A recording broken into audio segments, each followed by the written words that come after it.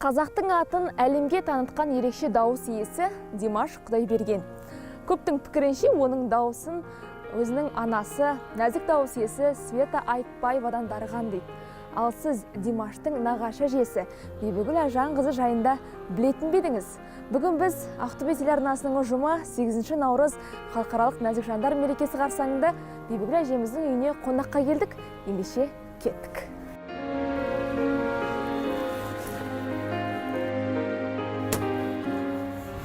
Бибігүл апа, қалайсыз?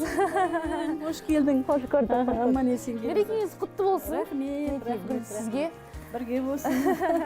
көргенімізге қуаныштымыз. Енді қазір шай үстінде жақсылап тұрып бір әңгіме айтайық. Мен де қуаныштымын келгендеріңе. Кеттік.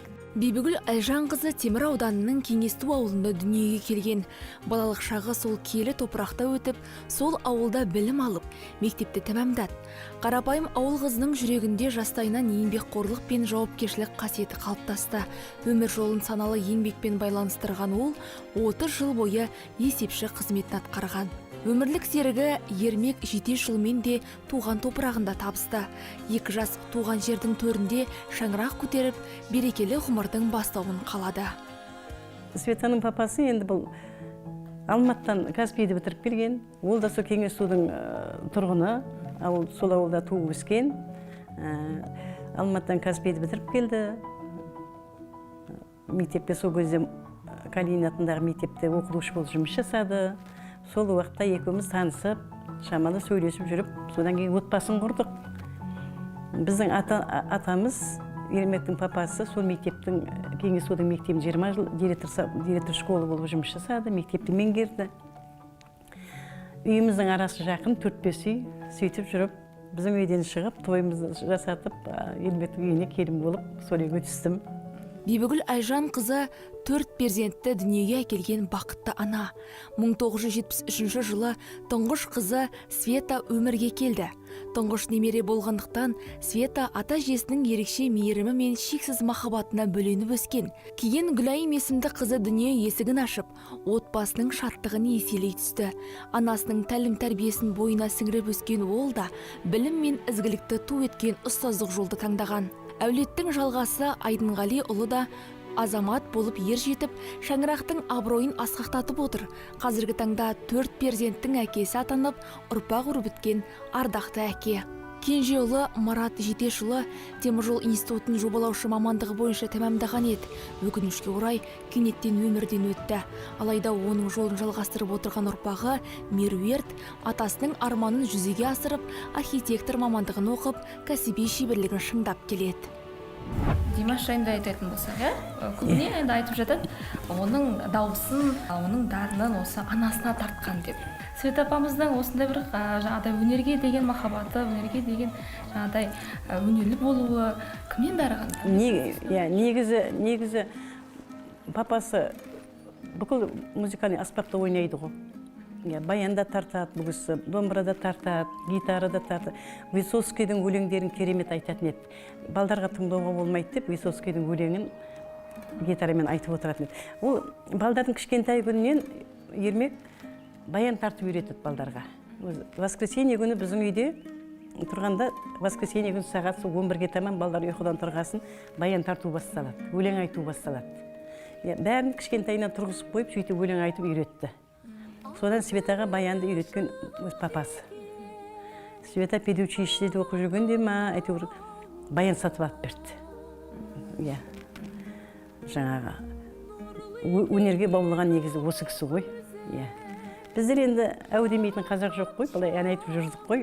Негізі еңбек сіңірген, жаңағы өнерге баулыған папасы ғой.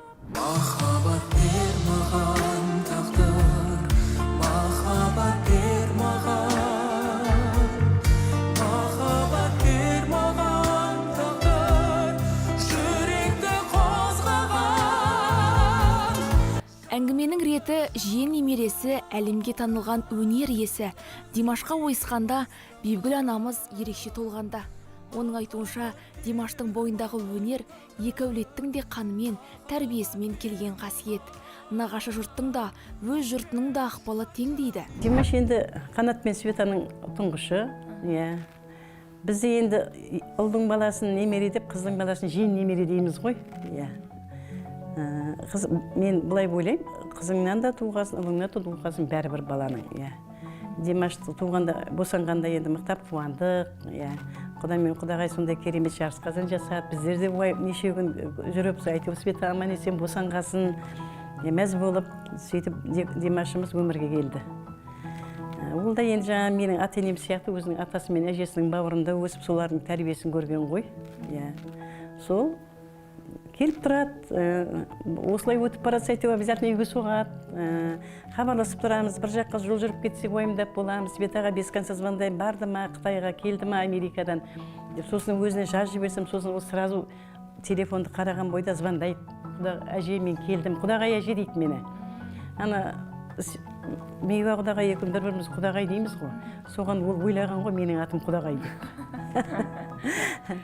Құдағай әже дейді. Сөз арасында Бибігүл анамыз ұлы мен келіні Бағдат жайында да ерекше ілтипатпен әңгімеледі. Ұлын шаңырақтың тірегі деп білсе, келінін өз қызындай көреді екен. Келіні Бағдаттың ибалығы мен сабырын, отбасыға деген жанашырлығын жоғары бағалайды.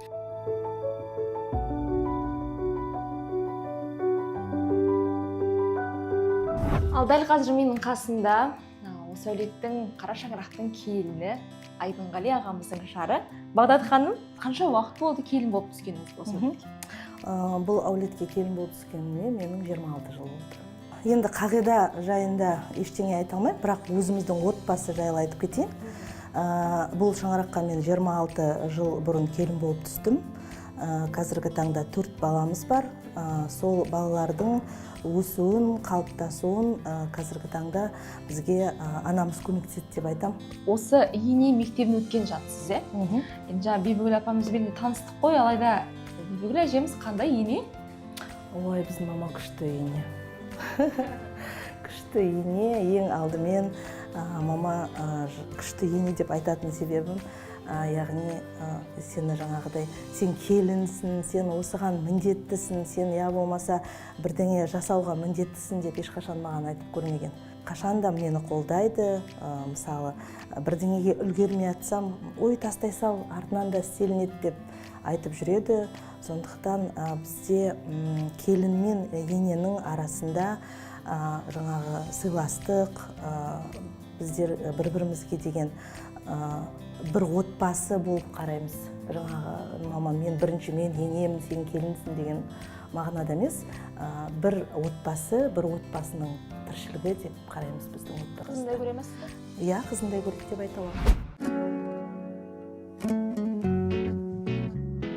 Бибігүл әженің немерелері шетінен өнерге жақын. Барлығы түрлі аспаптарда шебер ойнайды.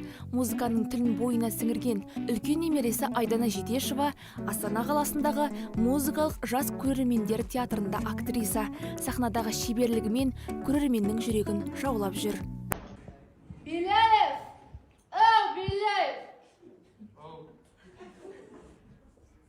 Мен сені сүйемін ғой. Өзімді ата әже деп үйреттік. Мына балдарды, мынау сенің әкең, мынау шешең деп үйреттім. Папа, мама дегізіп. Біздері балдар апа дейді. Біз ата-енемізді папа, мама деген ғой. Біздері апа, аға дейді. Сол менің немде қалып қойды да, мен мына балдардың бәрінің өздерінің балдарын мынау туған әкең, мынау туған шешең деп үйретемін. Мен ата мен әжемін. Көктемнің шуақты мерекелерінің бірі 8 наурыз халықаралық әйелдер күні.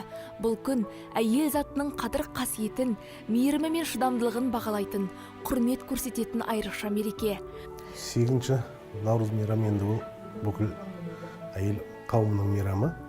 Аналарымыздың, жарларымыздың, қыздарымыздың, апаларымыздың. Біздің отбасымызда жылда өздеріміздің қағидамыз үйдегі анамды, жарымды, қыздарымды үйде тамақ жасатпай, жылда бір жерге апару. Ол жалғыз 8 наурызда емес, ол әрқайсының туған күнінде солай қылып өзін ұйымдастырамын. Әйел ана өмірдің өзегі, тіршіліктің күре тамыры, ыстық ықылас пен ыждахаттың, пәктік пен тазалықтың қайнары. Өміріміздің сән салтанаты мен мектебіміздің мерейін үстем болуына да қашан да нәзік жандардың еселі еңбегі мен қажырлы қайратының қарымды үлесі жатыр.